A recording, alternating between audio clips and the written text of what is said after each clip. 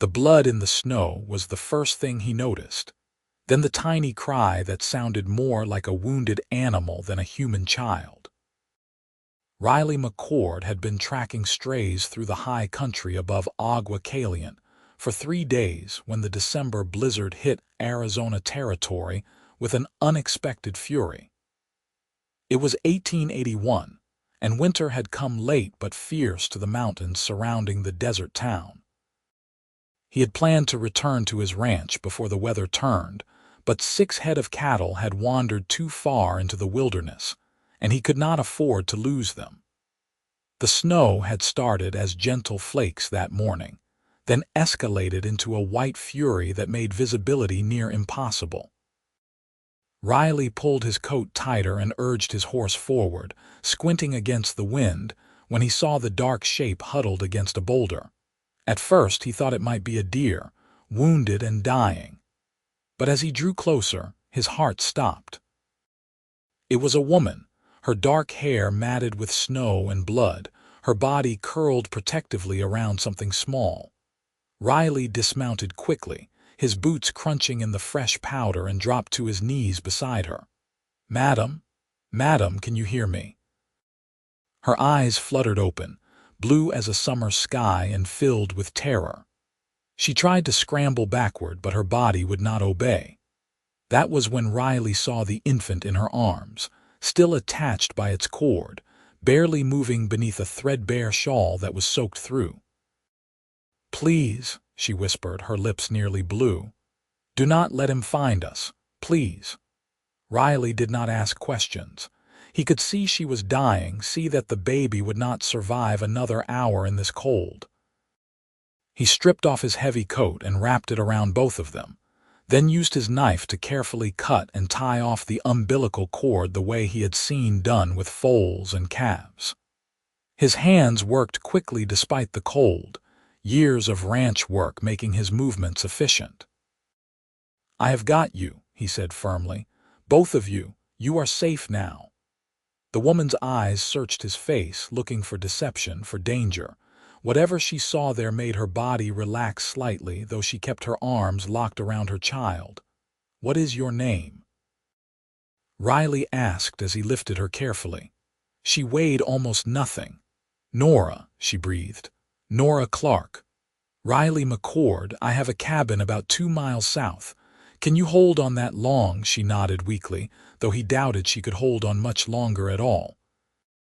Riley secured her and the baby on his horse, then mounted behind them, keeping them both pressed against his chest for warmth. The cattle would have to wait. These two could not. The ride seemed to take hours, though it was likely less than one. Nora drifted in and out of consciousness, mumbling words Riley could not quite make out. The baby, miraculously, made small mewling sounds that told him it still lived. He urged his horse faster, knowing that every minute counted.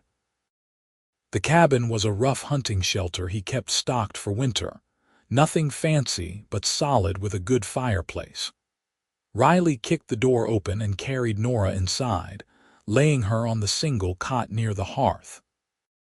He worked fast, building a fire that roared to life, filling the small space with blessed heat.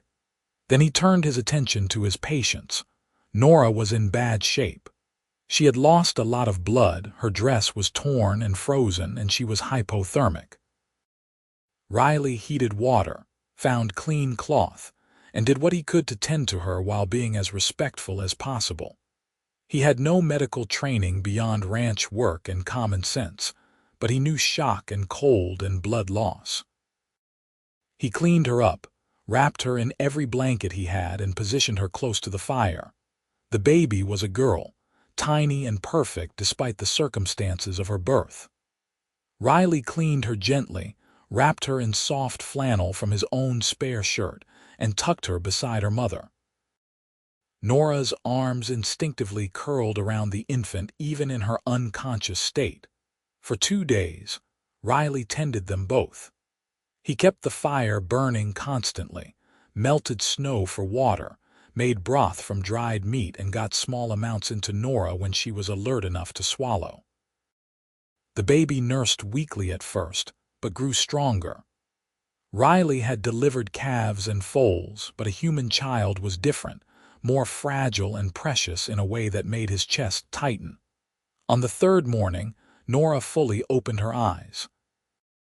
The terror was still there, but also gratitude and something else, something that made Riley's breath catch. "You saved us," she said, her voice still hoarse but stronger. "You did the hard part," Riley replied, bringing her water. "Surviving that storm, giving birth alone. That took more strength than I have got." Nora struggled to sit up, wincing with pain. Riley helped her, propping pillows behind her back. She looked down at her daughter, tears streaming down her face. "I did not think we would make it. I thought he would catch us or the storm would take us. I thought she would die before she even had a chance to live." "Who was chasing you?" Riley asked gently. He had given her space to recover, but now he needed to know what danger might still be out there. Nora's face hardened. "My husband, Thomas Clark. He owns a ranch about 50 miles north of here. He is not a good man, Riley. He is cruel and violent, and when I told him I was leaving, that I could not raise a child in that house of anger and pain, he said he would kill me before he let me go. He said the child was his property, same as me, same as his horses and cattle. So I ran." Riley's jaw tightened. He knew men like that, had known too many of them in his 30 years. Men who thought ownership and love were the same thing, who ruled with fists instead of respect. "I left in the middle of the night," Nora continued, her hand stroking her daughter's dark hair. "I had been planning it for weeks, hiding supplies, waiting for my time to get close so I could make it to Tucson where my sister lives. But the baby came early. I was 2 days into my journey when the pain started. I tried to keep going, but then the snow came and the pains got worse, and I could not make it any further. I crawled behind that rock and prayed to God that if I died, someone would find her and give her a better life than I could." "You are both alive," Riley said firmly. "And you are going to stay that way. This Thomas Clark, he will not find you here. This cabin is on my land, and I know this territory better than anyone. When the storm clears and you are strong enough to travel, I will take you anywhere you want to go." "Why?" Nora asked, her blue eyes searching his. "Why are you helping us? You do not know me. This is not your trouble." Riley was quiet for a moment, thinking about his answer. He could have said it was the right thing to do, that any decent person would have done the same. But there was more to it than that. Something he felt in the way his heart beat faster when she looked at him, in the protective surge that rose in his chest when he thought of anyone hurting her or that baby. "Maybe I was meant to find you," he said finally. "Maybe some things happen for a reason." Nora's eyes filled with tears again, but she smiled.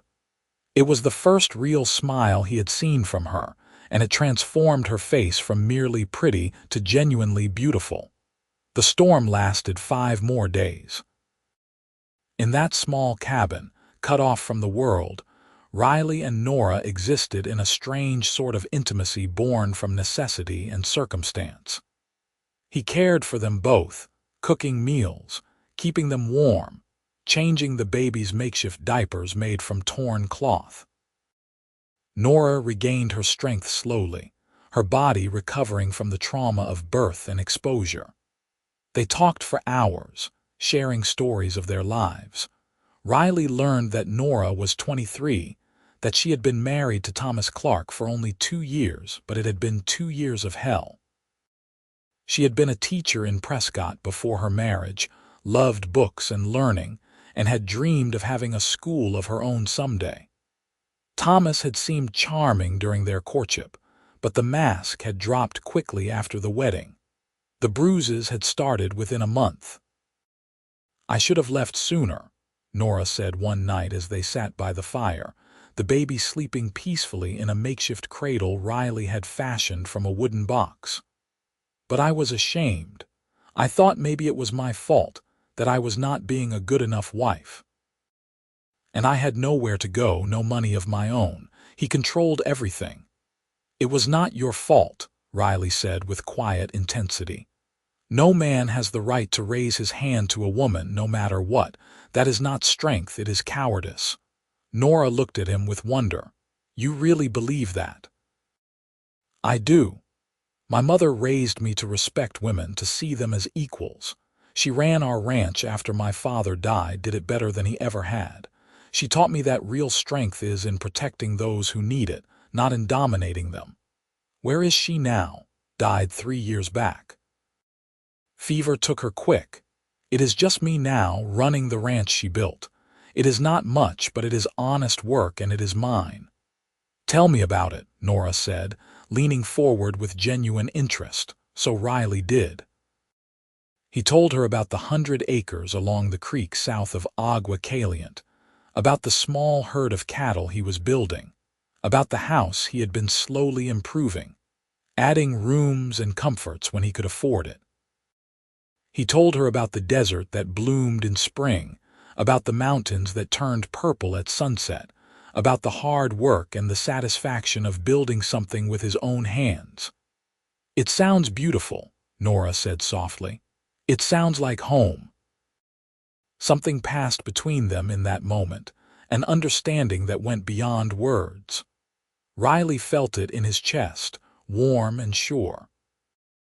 He was falling for this woman, for her strength and courage, for the way she loved her daughter so fiercely, for the spark of intelligence and humor that shone through even after all she had endured. What will you name her? He asked, nodding toward the baby. Rose, Nora said without hesitation. For my mother, and because roses are beautiful but have thorns. She will need to be both if she is going to survive in this world. Rose Clark. Nora shook her head slowly. Just Rose. I do not want her to carry his name. When I get the chance, I am going to see about changing my own name too. I want no part of him, no tie that binds us to that life. What name would you choose? Nora smiled slightly. I always loved my mother's maiden name, Carter, Nora Carter. It has a good sound to it. It does, Riley agreed.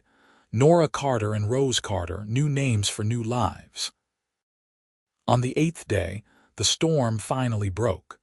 Sunlight streamed through the cabin's small window, illuminating dust motes in the air. Riley stood and stretched, his body stiff from sleeping on the floor all those nights while Nora and Rose took the cot. I should check on my horse and see about getting supplies, he said. We are running low on food, but I will not go far and I will bar the door from outside so nobody can get in. Nora nodded, but he saw fear flicker across her face. You think he might be looking for me?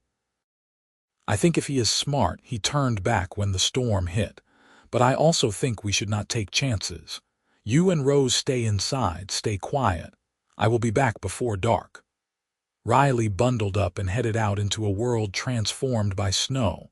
Everything was white and silent, beautiful and deadly.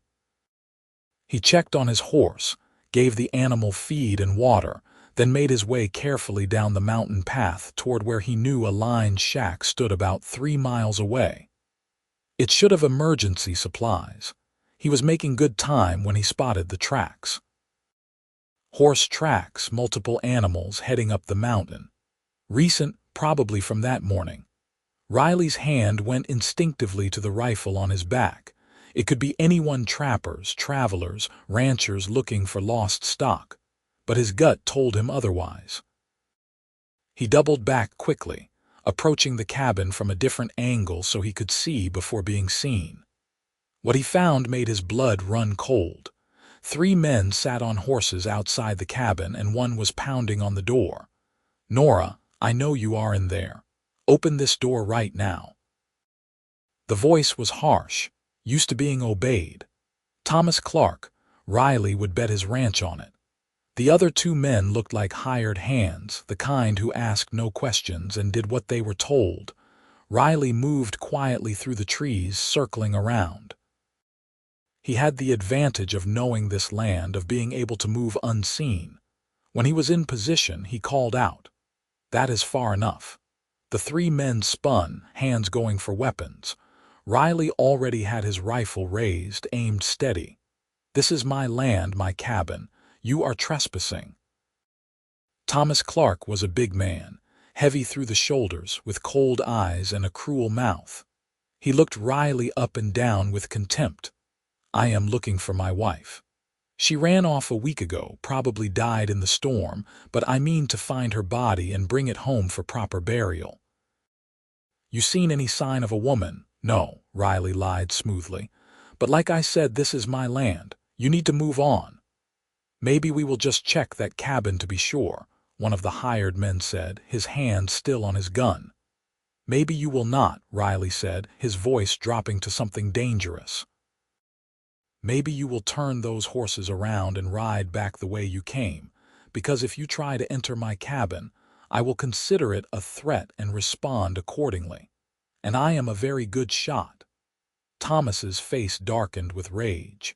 "You got no right to keep me from searching for my own wife." "I have every right to protect my property. And if your wife ran from you, maybe you should ask yourself why instead of hunting her down like an animal." "You sanctimonious son of a bitch. She is my wife, my property, and if she is in there, I will have her back." "No," Riley said, his voice calm but absolute. "You will not. Now ride out before this gets ugly." For a long moment they faced each other, Riley alone against three. But he had the high ground, had his rifle trained steady, and had the kind of quiet confidence that made men think twice. Thomas Clark was a bully, and bullies back down when faced with real opposition. "This is not over," Thomas snarled. "I will be back with the law. If you are harboring my wife, that is kidnapping. Harboring implies she does not want to be here.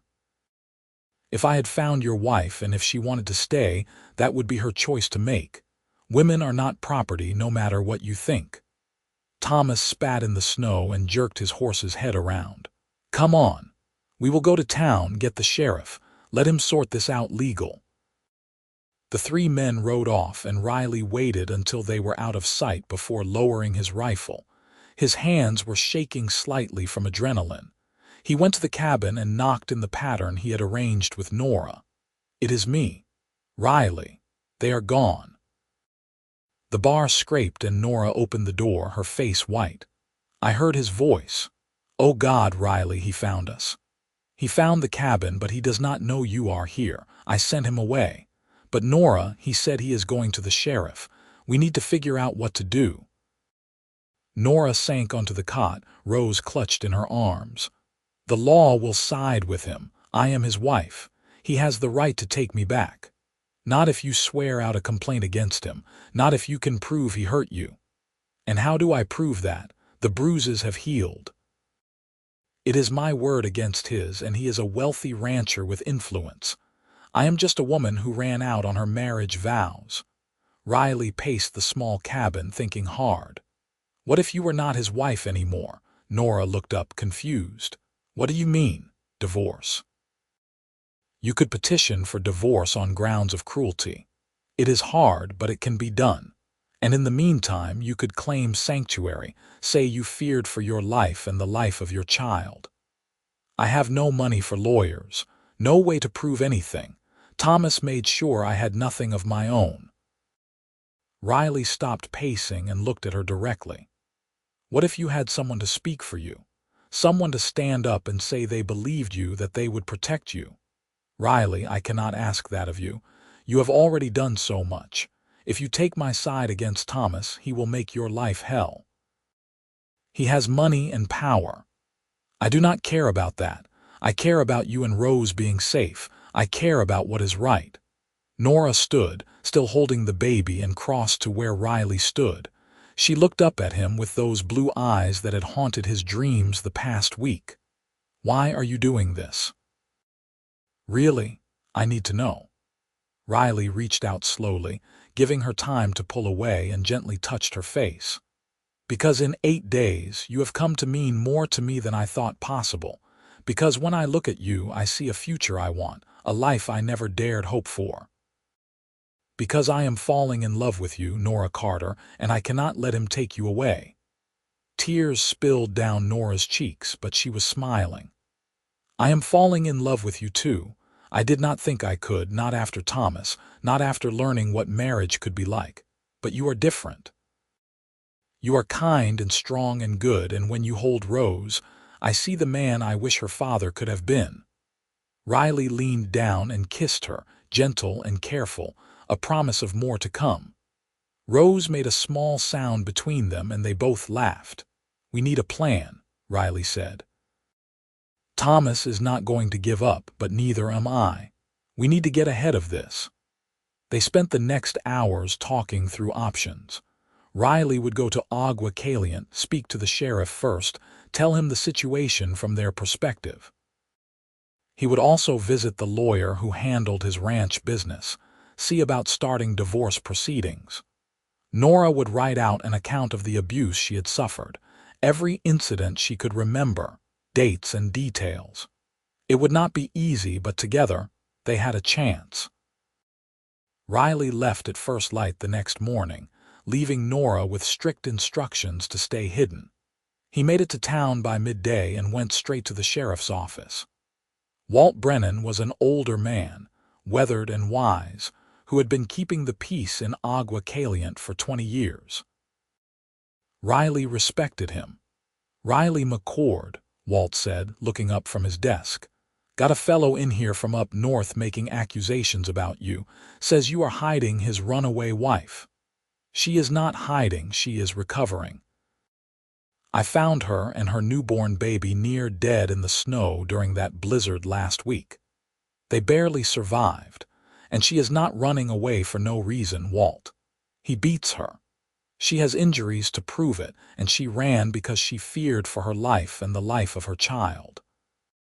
Walt leaned back in his chair, studying Riley's face. "That is a serious accusation. Thomas Clark says his wife is unstable, that she has been acting strange since she got pregnant, that he is worried about her mental state. He is lying.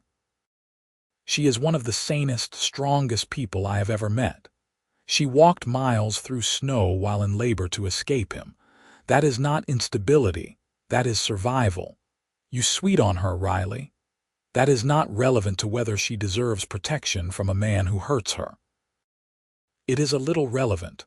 Cloud's judgment. Riley leaned forward, his voice intense. "Walt, I have known you since I was a kid. You know me. You know I do not lie, I do not exaggerate. I am telling you as plain as I can, that woman is terrified of her husband for good reason, and if you send her back to him, you will be signing her death warrant." Walt was quiet for a long moment. "Bring her to town. Let me hear her side. If what you say is true, I will do what I can. But I got to hear it from her, and Clark has the right to state his case too. If I bring her to town, he might try to take her by force. Not in my town, he will not. You have my word on that, but this needs to be handled proper, legal. Otherwise it is just your word against his, and that helps nobody." Riley knew the sheriff was right. They could not hide forever, and Nora deserved her life back, deserved to live without fear. He nodded slowly. "I will bring her in tomorrow. But Walt, you keep him away from her. If he gets anywhere near her or that baby, I will not be responsible for what happens. Understood?" Riley's next stop was the lawyer's office. Martin Hughes was a precise man who had helped Riley with land deeds and contracts before. Riley explained the situation, and Martin listened with growing interest. Divorce on grounds of cruelty is difficult but not impossible, especially if there is evidence of violence. The child complicates matters. Clark will claim paternal rights. The child is better off never knowing him. I do not disagree, but the law sees it differently. However, if we can prove he is a danger to the child as well as the mother, we have a stronger case. This will take time, Riley, and money. How much? Martin named a figure that made Riley wince, but he nodded. Do it. Draw up the papers. I will cover the costs. You are taking a big risk for a woman you barely know. I know her well enough, and I know what is right. Riley spent that night at a boarding house in town, restless and worried. He kept imagining Thomas Clark finding the cabin somehow, hurting Nora. But when he returned the next morning, she was safe, Rose gurgling contentedly in her arms. "How did it go?" she asked immediately. Riley explained everything: the sheriff's demand to hear her side, the lawyer's willingness to help, the costs and challenges ahead. Nora listened with growing determination. "I can do this. I want to do this. I never want to live in fear again, Riley. I want Rose to grow up seeing her mother as strong, not as a victim." "You are the strongest person I know," Riley said, taking her hand. "Are you ready to come to town? To face all of this? With you beside me, yes." They made the trip carefully, Riley constantly watching for any sign of Thomas or his men, but they reached Agua Caliente without incident. The town was small, just a main street with a dozen buildings, but it was home to Riley, and he wanted it to be home to Nora too. At the sheriff's office, Walt Brennan greeted them with professional courtesy. He looked at Nora with kind but assessing eyes. "Mrs. Clark, I need to hear your story. Riley here has said his piece, but I need to hear it from you." Nora squared her shoulders and began. She spoke calmly but with emotion, detailing the progression of violence in her marriage, the isolation Thomas had imposed, the terror she had felt. She showed the sheriff her written account, complete with dates. She explained her escape, the premature labor, the belief that she was going to die. "Why did you not come to the law before?" Walt asked. "Because Thomas has money and influence and I had nothing. Because I was ashamed. Because he told me that no one would believe me, that everyone would say I was a bad wife who deserved what I got. But then I got pregnant, and I realized I could not let my child grow up in that environment, so I found the courage to run." "And you want a divorce?" "Yes. I never want to be married to that man again. I want to be free of him, to build a life where Rose is safe and loved." Walt nodded slowly. "I believe you. But believing you and being able to do something about it under the law are two different things. Clark is demanding I return you to his custody as his legal wife. I can hold him off for a bit, but not forever unless we can prove what you are saying." "How do I prove something that happened behind closed doors?" Nora asked, frustration creeping into her voice. "Did anyone ever see the bruises?" "A doctor, a neighbor, anyone?" Nora thought hard. "There was a woman who worked for us, a housekeeper named Maria Sanchez. She saw. She tried to help me once, brought me salve for my injuries, but Thomas fired her after that. You know where she is now?" She mentioned having family in Tucson. Walt made a note. "I will send a telegram, see if we can locate her, get a statement. In the meantime, you need somewhere safe to stay. The boarding house would be too public." "She can stay at my ranch," Riley said immediately. "It is far enough from town that Clark cannot just walk up, and I have hands who will help protect it." "That might not look proper," Walt warned. "I do not give a damn about proper. I care about safe." Nora spoke up. "Sheriff, I know it is unconventional, but Riley saved my life and my daughter's life. I trust him completely. If he says his ranch is safe, then that is where I want to be." Walt sighed but nodded. "All right. But Riley, you keep this above board, understand? We need this to be clean if we are going to convince a judge. You have my word." They left the sheriff's office and headed for Riley's ranch. It was everything he had described, a modest but well-built house beside a creek that sparkled in the winter sun. The barn was solid, the corrals neat, the land beautiful. Nora felt something ease in her chest as they approached. This felt like sanctuary. Riley's two ranch hands, Pedro and Sam, were good men who asked no questions when Riley explained that Nora and Rose would be staying indefinitely and needed protection. They tipped their hats respectfully and went back to work, but Riley knew they would be watchful. Over the next weeks, life settled into a new rhythm. Nora slowly healed, her body recovering from birth and exposure. Rose grew stronger every day, her cries growing louder, her eyes beginning to focus and recognize faces. Riley found himself completely smitten with both of them. He would hold Rose while Nora rested, singing old songs his mother had taught him, marveling at the perfection of her tiny fingers. And with Nora, his feelings deepened beyond initial attraction into something profound. They talked for hours every evening, sharing dreams and fears and hopes. He learned about her love of teaching, her passion for books, her sharp wit and sharper mind. She learned about his dedication to the land, his integrity, his gentle strength that never needed to prove itself through violence. One evening in late January, as they sat together watching the sunset turn the mountains purple, Nora said, "I never thought I could feel this way. After Thomas, I thought I was broken, that I would never be able to trust a man again, never want to be touched or held. But with you, everything is different. You make me feel safe and cherished and whole." Riley took her hand, threading his fingers through hers. "You were never broken, Nora. You were surviving. And now you are healing, becoming who you were always meant to be. Watching that, being part of it, it is the greatest privilege of my life." "I love you," she said simply. "I love you so much it scares me sometimes. What if Thomas finds a way to take me back? What if the law sides with him? What if we cannot be together? Then we will run. I will take you and Rose, and we will go somewhere he can never find you. Mexico, California, wherever you want. I'm not losing you, Nora.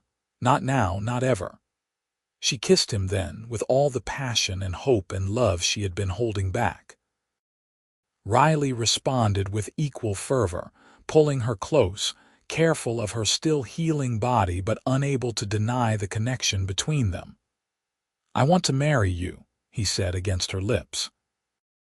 "As soon as you are free, I want you to be my wife for real, to build a life together, to raise Rose as our daughter and maybe have more children someday if you want.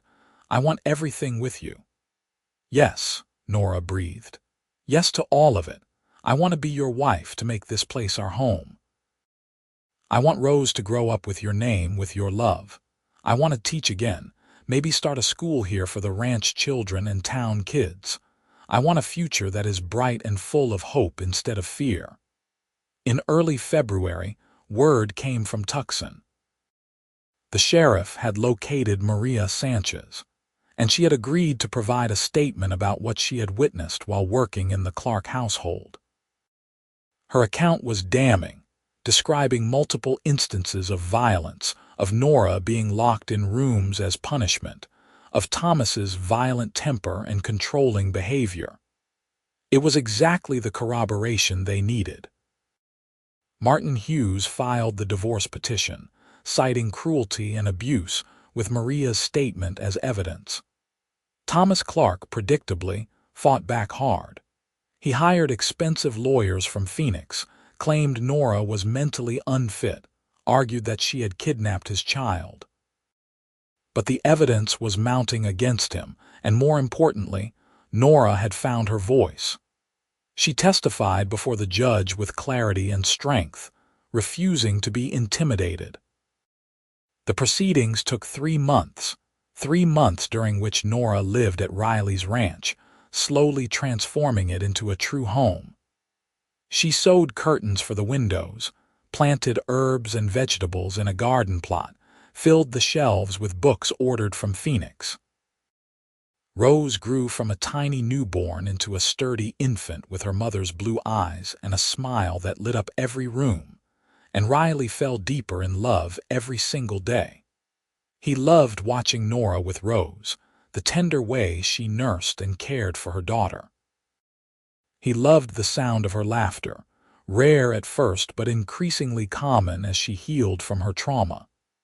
He loved the way she challenged him intellectually, discussing politics and philosophy and plans for the ranch. He loved the way she fit against him when they sat together in the evenings, the way she kissed him with increasing passion as her trust grew. They maintained propriety, separate bedrooms with Pedro and Sam as chaperones of sorts, but Riley ached for the day when Nora would be truly his, when they could make their relationship complete without any shadow of impropriety.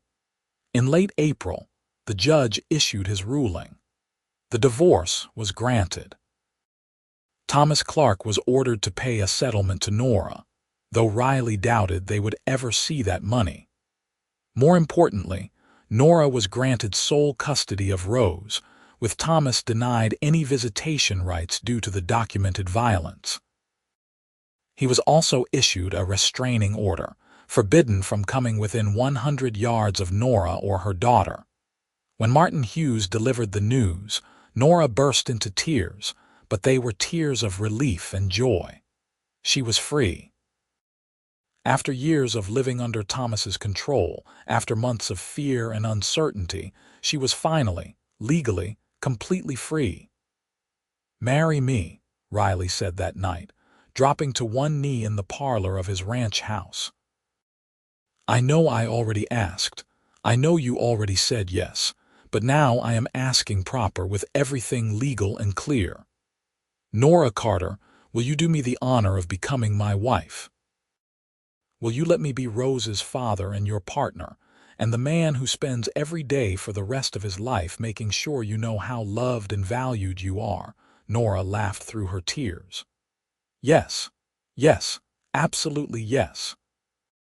They were married 2 weeks later in a simple ceremony at the church in Agua Caliente. Walt Brennan gave Nora away, having become a sort of protective uncle figure to her. Pedro and Sam stood as witnesses, along with a few townspeople who had gotten to know Nora and admired her courage. Rose, now 4 months old and thriving, was the star of the ceremony, gurgling happily in Nora's arms until Riley took her so Nora could say her vows with both hands free. "I, Nora Carter, take you, Riley McCord, to be my husband, my partner, my love. You found me in the snow when I thought all hope was lost. You gave me and my daughter life, but more than that, you gave us love and safety and a future. You showed me that marriage could be about respect and equality, about two people choosing each other every day. I promise to love you, to stand beside you, to build a life with you that is full of joy and purpose. I promise to be your wife in every sense of the word, today and every day forward." Riley's voice was thick with emotion as he made his vows. "I, Riley McCord, take you, Nora Carter, to be my wife, my partner, my heart. From the moment I found you in that blizzard, I knew you were someone extraordinary. Your strength and courage inspired me then and continue to inspire me now. I promise to always be your safe harbor, to never raise my voice or hand to you, to honor your intelligence and independence even as I offer my protection and support. I promise to be the father Rose deserves and to love her as my own. I promise to build the life you dreamed of, to help you start your school, to stand beside you in whatever you want to accomplish. I promise to love you more with each passing day, to make you laugh, to keep you safe, and to thank God every single morning that I was in the right place at that right time to find you." When the preacher pronounced them married, Riley kissed his wife with all the pent-up longing and love he had been holding. The small congregation applauded, and Rose added her own happy sounds to the celebration. That night, for the first time, Riley carried Nora across the threshold of their bedroom, not the guest room she had been using but the master bedroom that would now be theirs to share. He laid her gently on the bed, then placed Rose in the cradle he had built and positioned near the window. "Are you sure you are ready?" he asked Nora, his hand cupping her face. "There is no rush. I can wait as long as you need." Nora smiled up at him, that beautiful smile that still made his heart race. "I am ready. I trust you completely, Riley. I want this. I want you." Their joining was tender and passionate, everything Nora had never experienced in her first marriage. Riley worshipped her body with reverence, always asking, always checking, always making sure she felt safe and cherished. Nora discovered that intimacy could be beautiful when it was built on love and trust, that her body could be a source of joy instead of pain. Afterward, they lay tangled together, the moonlight streaming through the window, Rose sleeping peacefully nearby. "Thank you," Nora whispered. "For what?" "For showing me what love really is, for giving me a family, for being the man I never dared hope existed." Riley kissed her forehead. "Thank you for trusting me, for choosing me, for making me the luckiest man alive." The months that followed were the happiest of either of their lives. Nora started a small school in one of the ranch outbuildings, teaching reading and arithmetic to the children of ranch workers and some families from town. She had a gift for it, making learning fun and engaging, and word spread quickly. By fall, she had 15 students of various ages. Riley expanded the ranch operations, buying more cattle and hiring another hand. With Nora's input, they made improvements to the house, adding a proper nursery for Rose and a study where Nora could prepare lessons, and Riley could handle ranch business. Rose grew into a happy, healthy baby who clearly adored her parents. She learned to crawl, then to pull herself up on furniture, her personality emerging as sweet but determined. She had Nora's blue eyes and quick intelligence, but she also had Riley's easy smile and calm temperament. In the spring of 1883, Nora discovered she was pregnant again. Riley was thrilled, though also protective and worried after what had happened with Rose's birth. "This baby will be born in a proper bed with a doctor present," he said firmly. "No more delivering babies in blizzards." Nora laughed and kissed him. "I think that is an excellent plan." Thomas Clark had tried a few more legal maneuvers to contest the divorce and custody ruling, but each attempt had been rejected. Eventually, word came through Martin Hughes that Thomas had remarried, a young woman from his own town. Riley hoped the man had learned something, though he doubted it. What mattered was that he had finally left Nora alone. In late November, Nora gave birth to a son. The delivery was long but uncomplicated, attended by the doctor from Agua Caliente with Riley holding Nora's hand the whole time. When the baby was born, healthy and squalling, Riley wept openly. "We have a son," he said in wonder, holding the tiny boy with practiced ease while Nora rested. "We made him together, this perfect little person." "What should we name him?" Nora asked, her voice tired but content. Riley looked down at his son, then over at Rose, now almost 2 years old and being entertained by Pedro in the hallway. "My father's name was James. If you like it, I would be honored to name our son for him." "James Riley McCord." "James," Nora repeated, testing the name. "I love it. James McCord." "Welcome to the world, little one." Rose proved to be an excellent big sister, gentle with the baby and eager to help. Watching his 2 children together, watching Nora move between teaching and motherhood with grace and joy, Riley felt overwhelmed with gratitude. His life was full in ways he had never imagined possible. On a clear December evening, almost exactly 2 years after he had found Nora in the snow, Riley stood on his porch watching the sunset. Nora came to join him, leaving both children napping inside. "What are you thinking about?" she asked, slipping her hand into his.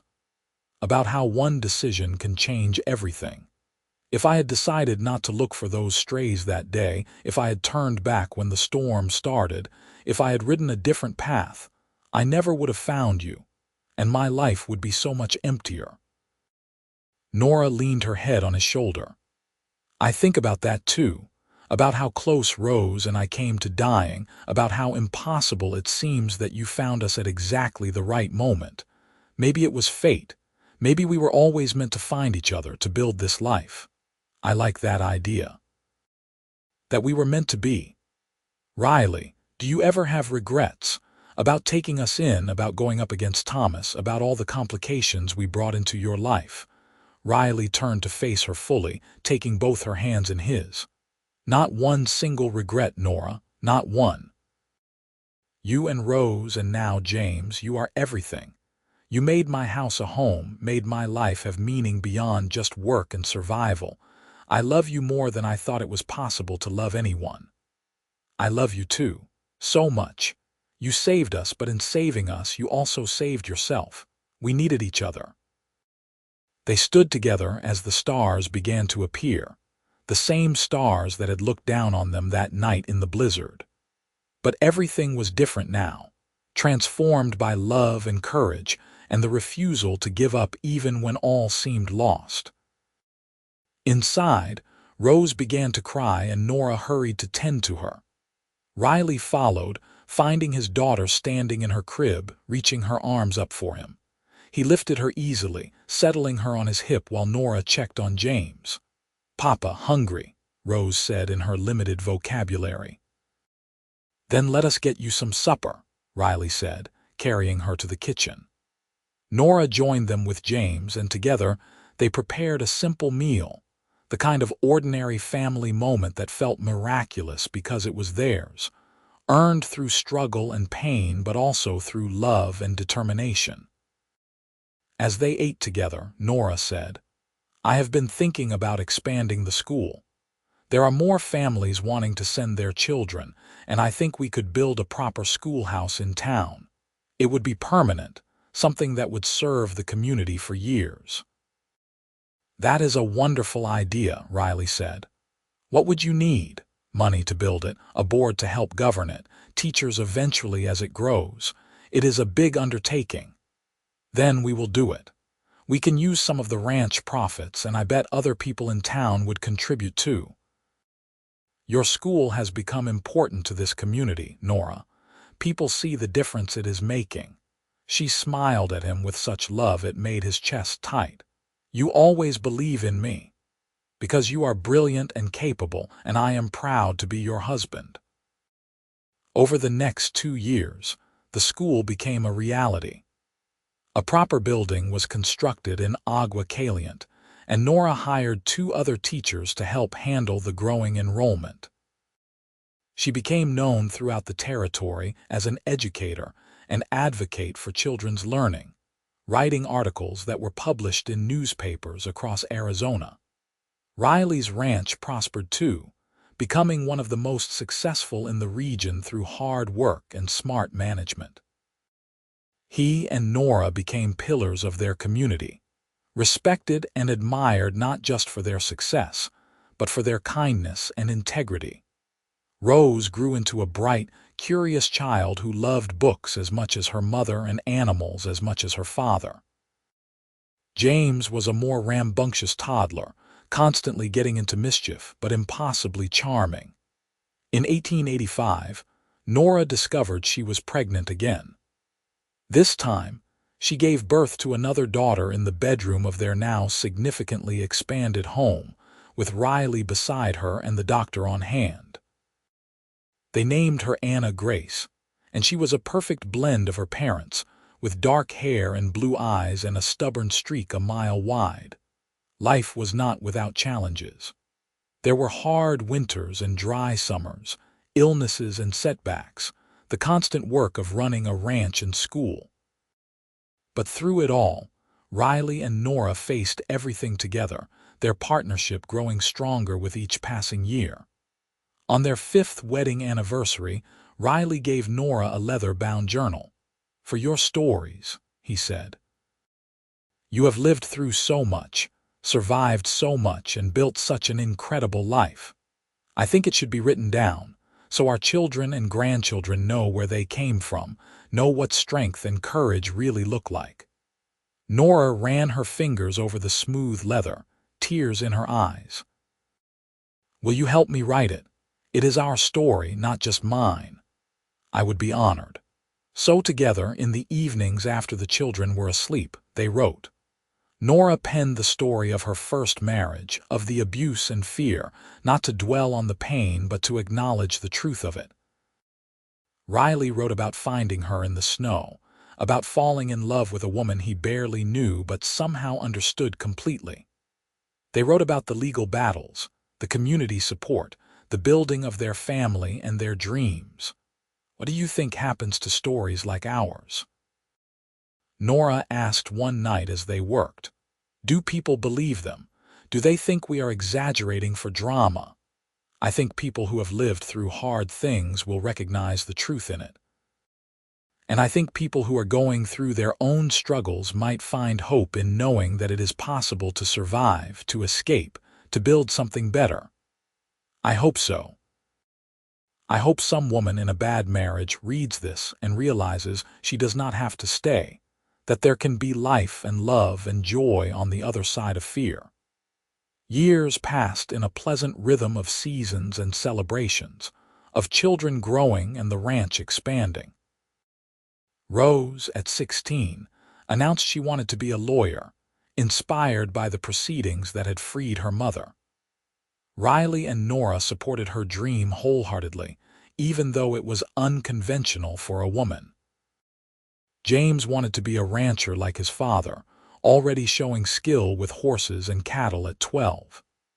Anna Grace, at 10, showed signs of being a teacher like her mother, though she was also fascinated by medicine and healing. In 1895, Riley turned 45 and Nora 37. They had been married for 14 years, together for nearly 15. Standing on the porch of their home, watching their 3 children playing in the yard, Nora said, "Do you ever think about that day, the blizzard, me giving birth in the snow, all the time?" Riley admitted. "I think about how easily I could have missed you, how close you and Rose came to dying. It makes me grateful for every single day we have had since then. I was so certain I was going to die. I had made peace with it, was just praying someone would find Rose and give her a chance at life. And then you appeared, like an answer to a prayer I had not even finished praying." Riley pulled her close, kissing the top of her head. "You know what I think? I think you saved yourself. You had the courage to leave, to protect your child, to fight for a better life. I just happened to be there to help with the logistics." Nora laughed. "The logistics of delivering my baby in a blizzard and then helping me get divorced and then building this entire life with me. Those are some pretty significant logistics." Fair point. But Nora, you were never helpless. You were never a victim waiting to be saved. You were a warrior fighting for survival, and I was lucky enough to get to fight alongside you." She turned in his arms and kissed him, the kind of kiss that still made her heart race even after all these years. "I love you, Riley McCord. Thank you for finding me, for loving me, for building this beautiful life with me." "I love you too, Nora McCord, more than words can say." Rose eventually did become a lawyer, one of the first women to practice law in Arizona Territory. She specialized in family law, helping women leave abusive situations and fight for custody of their children. She never married, dedicating her life to her work and to making sure other women had the legal protection her mother had fought so hard to obtain. James took over the ranch when Riley was ready to slow down, running it with the same integrity and care his father had. He married a kind woman named Sarah, and they had 4 children who filled the ranch house with noise and laughter. Anna Grace became a teacher and then a school administrator, eventually taking over the running of the school her mother had founded. She married a doctor and they had 2 children, and together they improved health care and education throughout the region. Riley and Nora lived to see their grandchildren grow, to watch their children succeed, to know that the life they had built together would continue for generations.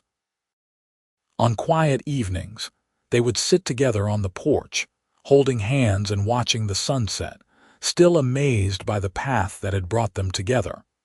When Riley was 72, He passed peacefully in his sleep with Nora beside him. She mourned deeply but without regret, knowing they had been blessed with more love and happiness than most people ever experienced. She lived another 8 years, surrounded by children and grandchildren, still sharp and engaged until the very end. On a cold December day in 1911, exactly 30 years after Riley had found her in the snow, Nora passed away. Her children were with her, holding her hands and telling her how much she was loved. Her last words were, "Tell your father I am coming home." They buried her beside Riley on a hill overlooking the ranch, under a sky as blue as her eyes had been. Rose, James, and Anna Grace stood together, grieving but also celebrating the incredible legacy their parents had left them. "They had the kind of love people write stories about," Anna said. "They did write the story," James reminded her, holding up the leather-bound journal. "And it is our job to make sure it is never forgotten." Rose looked out over the land her father had worked, the school her mother had built, the family they had created together. "It won't be forgotten. Every person Mama helped through her school, every woman I helped through the law, every value they taught us that we pass on to our children, that is their story living on. They took a moment of crisis and transformed it into a lifetime of purpose and love. That is what we carry forward." The three siblings stood together as the sun set. Three people whose lives had been made possible by one cowboy's decision to search for cattle in a blizzard, by one woman's courage to run toward hope instead of staying in despair, by a love that had been tested and proven and had endured beyond even death. In the ranch house, their children played, growing up in a home built on love and respect, learning from their parents who had learned from Riley and Nora. The school continued to educate generations of children, many of whom went on to make their own marks on the world. The ranch prospered, managed with integrity and care. And the story, written in that leather-bound journal, was copied and shared, giving hope to people facing their own dark moments, showing them that it was possible to survive, to escape, to build something beautiful from the ashes of pain. Because on one December day in 1881, a cowboy had found a woman giving birth in a blizzard, and instead of riding away from the complication, he had ridden straight toward it. He had saved her life, but she had saved his soul, and together they had created something that would echo through time, a testament to the power of courage, compassion, and love that refused to be defeated by circumstance or fear. Their story became legend in that part of Arizona, told and retold, but those who knew them best understood that the real miracle was not the dramatic rescue, but the daily choice to keep choosing each other, to keep building their life together, one moment of love and respect at a time.